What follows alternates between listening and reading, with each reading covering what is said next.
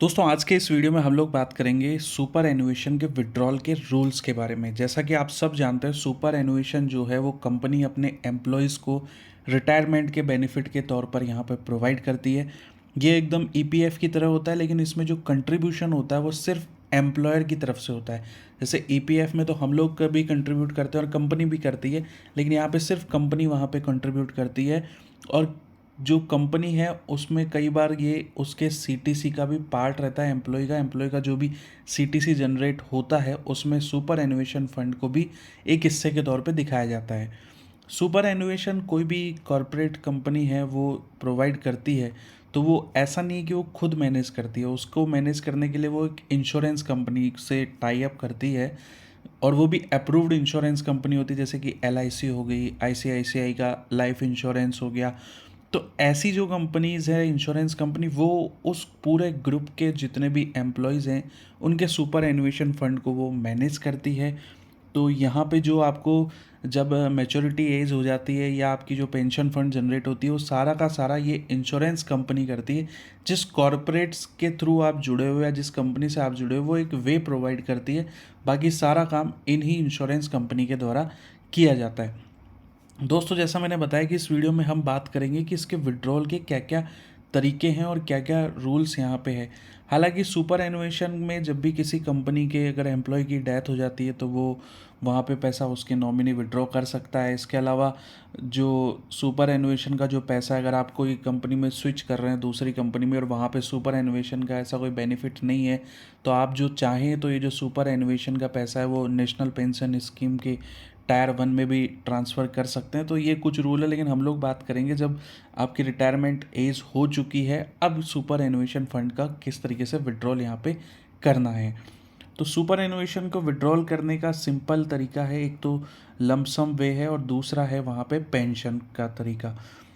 तो जितना भी आपका अमाउंट बनता है उसका 33%, अगर आप जिस कॉरपोरेट में काम करते हो और आपको ग्रेजुटी मिल रही है, ग्रेजुटी इन द सेंस अगर आपने किसी कंपनी में 5 साल से ऊपर काम किया है, 5+ ईयर आपने किसी सेम कंपनी में काम किया है, तो आपको वहाँ पे ग्रेजुटी मिलती है। तो अगर आपको उस कंपनी में ग्रेजुटी मिल रही है तो आप जितना भी आपका अमाउंट है उसका 33% जो है वो सुपर एनुएशन के तौर पे ले सकते हैं। और यदि आपके वहाँ पे 5 साल पूरे नहीं हुए हैं और आप ग्रेजुटी के लिए एलिजिबल नहीं हैं, तो आप जितना आपका सुपर एनुएशन फंड है उसका 50% विड्रॉ कर सकते हैं। तो रूल सिंपल है, ग्रेजुटी मिली तो 33% का विड्रॉल, ग्रेजुटी नहीं मिली तो 50% का यहाँ पे विड्रॉल यहाँ पे प्रोवाइड होता है सुपर एनुएशन के रूल्स के अंदर। अब जैसे एग्जांपल लीजिए, किसी व्यक्ति ने 6 साल किसी कंपनी में दिए और उसका जो टोटल जो अमाउंट बन के आया वो 10 लाख के अप्रोक्स आ गया। तो अब जब वो एलिजिबल होगा तो वो, क्योंकि उसने 6 साल काम किया है तो यानी ग्रेजुटी उसको मिलेगी, तो वो वहाँ पे जो है विड्रॉल कर पाएगा वहाँ पे 33%, यानी कि 3.3 लाख रुपए उसका लमसम वहाँ पे विड्रॉल हो जाएगा। और बाकी जो बचा लगभग 6.7 लाख रुपए जो है वो वहाँ पे एन्युटी पेंशन पेमेंट की जो योजना है उसमें चला जाएगा। यानी कि जो 33% है वो तो उसको मिलेगा और बाकी बचा हुआ पैसा पेंशन फंड में चला जाएगा या पेंशन पेमेंट में चला जाएगा। याद रखिए, अगर आपकी ग्रेजुटी नहीं बन रही तो आपको यहाँ पे 10 लाख में जो 3.3 मिल रहे हैं वो आपको 5 लाख मिलेंगे और बाकी बचे हुए 5 लाख वहाँ पे एनुटी जो पेंशन फंड है उसमें चला जाएगा। अब दोस्तों बात करते हैं यहाँ पे कि एनुटी पेंशन फंड का जो पेमेंट होता है वो किस तरीके से होता है। यानी कि जो अमाउंट आपका एनुटी पेंशन पेमेंट में चला गया है, विड्रॉल आपने कर चुके हैं, जो विड्रॉल आपने किया लमसम या 33 या 50%, रेस्ट अमाउंट आपका जाएगा दोस्तों एनुटी पेमेंट में, एनुटी पेंशन पेमेंट के अंदर। अब ये देखिए, इसमें होता है बहुत सारा कन्फ्यूज़न, क्योंकि लोगों के सामने इसमें कई सारे ऑप्शंस ला करके दिए जाते हैं। एनुटी पेमेंट जब भी होती है उसमें बहुत सारे यहाँ पे जो इंश्योरेंस कंपनी है वो ऑप्शंस प्रोवाइड करती है। इस वीडियो में हम बात करेंगे उन ऑप्शंस के बारे में कि आखिर क्या क्या वो ऑप्शंस आपके सामने अवेलेबल है। पहला ऑप्शन है लाइफ एन्युटी का। इसमें जो भी व्यक्ति का जो यहाँ पे जो इन्वॉल्व है उसको पूरे लाइफ टाइम वहाँ पे पेंशन मिलेगी जब तक वो ज़िंदा है, और जैसे ही वो चला गया उसके बाद उसको कुछ नहीं, वहीं पे उसकी पॉलिसी ख़त्म हो जाती है। तो पहला ऑप्शन है दोस्तों आपके लिए ये। दूसरा ऑप्शन है, क्योंकि महंगाई लगातार बढ़ती जा रही है तो ऐसा हो सकता है कि आपको बाद में फ्यूचर में पैसे की ज़्यादा ज़रूरत पड़े, जैसे आप रिटायर हुए, रिटायर होने के बाद हर साल बर साल क्योंकि कॉस्टिंग बढ़ेगी तो आप चाहते हो कि मेरा उसमें इंक्रीमेंट हो।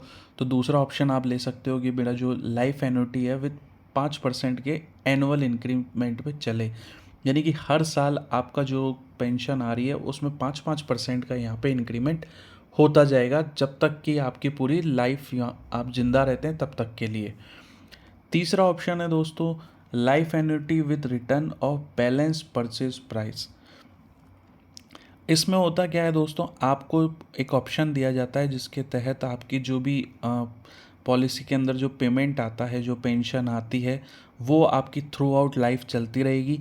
और इसी बीच मान लीजिए आपका पेंशन फंड तो कंटिन्यू चल रहा है और वहाँ पे जो जो जिसका पेंशन फंड चल रहा है उसकी डेथ हो जाती है।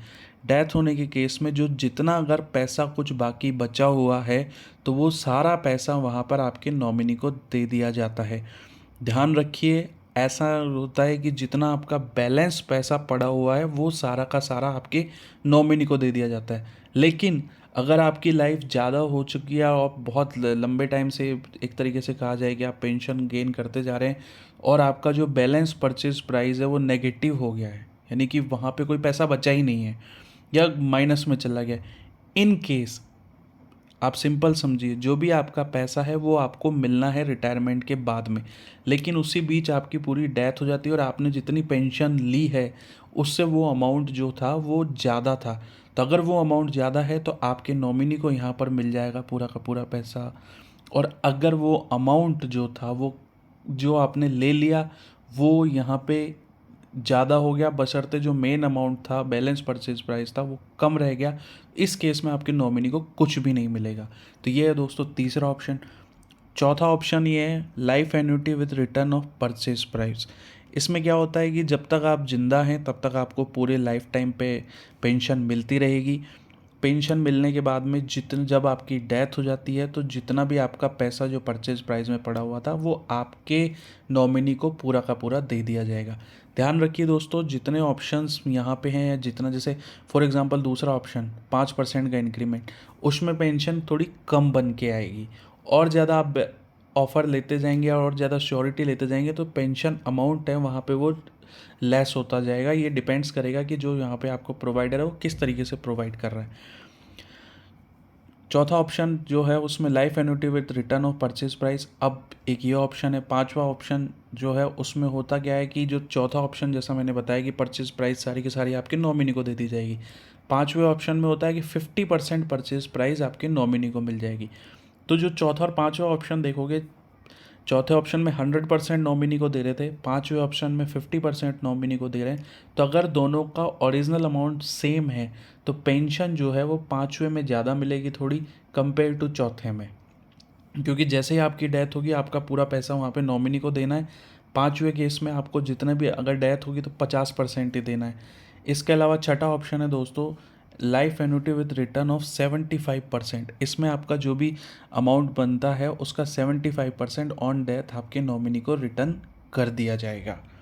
तो ये थी दोस्तों एक जो लाइफ एन्युटी के अलग अलग तरीके के यहाँ पे जो पॉलिसीज़ यहाँ पे जो इंश्योरेंस कंपनी प्रोवाइड करती है। इसके अलावा और भी कई सारी पॉलिसीज़ हैं, जैसे life annuity generated for 5, 10, 15 years and payable for life there after.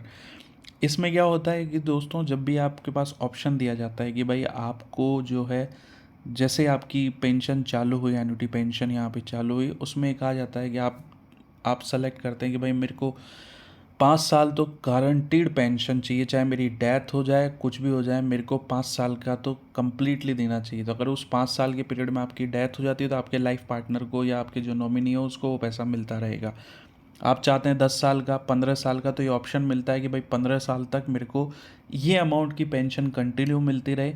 उसके बाद 15 साल तक कन्फर्म और इस बीच आपकी डेथ हो जाती है तो आपको यहाँ पे जो आपके नॉमिनी है उसको भी वो पेंशन कंटिन्यूसली 15 साल तक मिलती रहेगी। ध्यान रखिए 15 साल पहले साल से ही शुरू हो जाता है। तो अगर आपकी 10वें साल में डेथ होगी तो अगले 5 साल आपके जो नॉमिनी को पूरा का पूरा पेंशन मिलती रहेगी। लेकिन मान लीजिए आपने कोई भी ऑप्शन इन तीनों में से चुना, 5 साल, 10 साल, 15 साल, और इस बीच आपकी डेथ नहीं होती है, तो डेथ नहीं होने के बाद आपकी जितनी भी लाइफ चलती रहेगी, थ्रू आउट लाइफ आपकी पेंशन आती रहेगी। तो इस ऑप्शन में ये है कि नॉमिनी को पैसा तभी मिलेगा उसको एज ए पेंशन के फॉर्म में जब आपकी डेथ, जो भी आपने ऑप्शन चुना उससे पहले हो जाती है। उससे पहले नहीं होती और उसके बाद में होती है तो आपको जब तक बाद में चलता रहेगा। ऐसा नहीं कि 15 साल का तो फिक्स है, गारंटीड है। 15 साल बाद आप जिंदा है तो भी आपकी पेंशन आती रहेगी, लेकिन उसमें गारंटी नहीं है कि आपकी डेथ के बाद में वो आपके नॉमिनी को मिलेगी। नॉमिनी को तभी मिलेगी जब फिक्स पीरियड जो आपने लिया है उस बीच में आपकी डेथ हो जाती है। जैसे कि 10 साल आपने लिया है और 8 साल में डेथ हो जाती है तो 2 साल तक आपके नॉमिनी को यहाँ पे मिलेगी। अगला ऑप्शन है दोस्तों life annuity with return of purchase price on critical illness और permanent disability due to accident हो जाता है, डेथ हो जाती है। तो इसमें क्या होता है दोस्तों कि अगर आपकी जो 7 स्पेसिफाइड क्रिटिकल इलनेस है वो अगर हो जाती है या कोई यहाँ पे परमानेंट डिसेबिलिटी हो जाती है तो आपकी जितनी भी परचेज प्राइस है वो आपको यहाँ पे लौटा दी जाएगी। लेकिन इसमें दोस्तों एक चीज़ ज़रूर ध्यान रखनी है कि ये सारा जो रूल कायदा है वो आपकी एज 80 साल से पहले चलता है। अगर आप 80 से ऊपर हो गए हैं तो फिर ये यहाँ पे रूल, ये कायदा यहाँ पे काम नहीं करेगा। अब जो लोग मेनली लेते हैं दोस्तों, जो सबसे ज़्यादा पॉपुलर एक तरीके से कह सकते हैं, वो है joint life survivor without return of purchase price.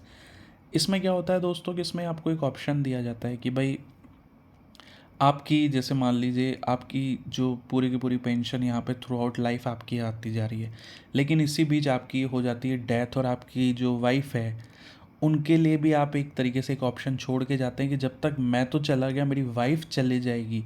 तो जब तक वाइफ की डेथ नहीं होती थी तब तक भी उसको पेंशन कंटिन्यूसली आती रहे। ध्यान रखिए, इससे फ़ायदा ये है कि जो आदमी है, जो हस्बैंड है, उसकी अगर डेथ हो जाती है तो भी उसको वाइफ को पेंशन यहाँ पे मिलती रहेगी।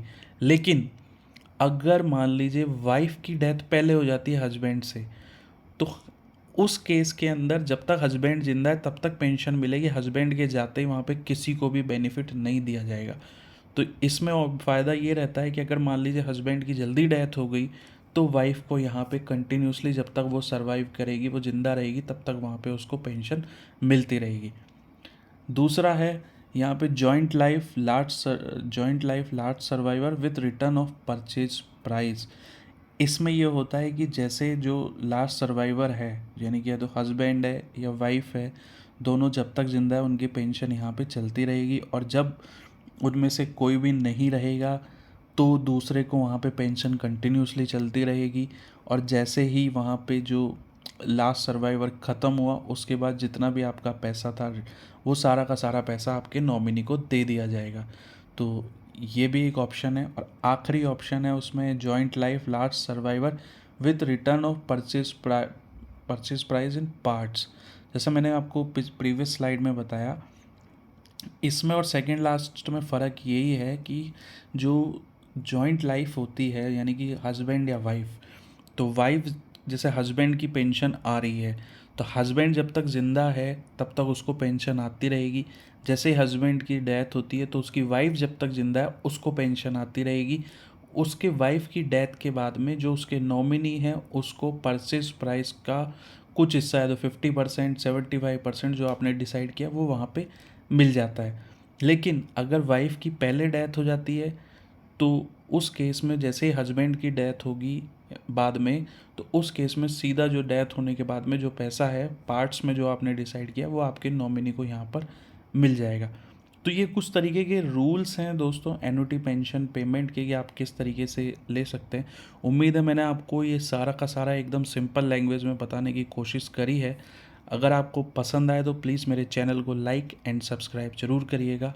मिलते हैं नेक्स्ट वीडियो में।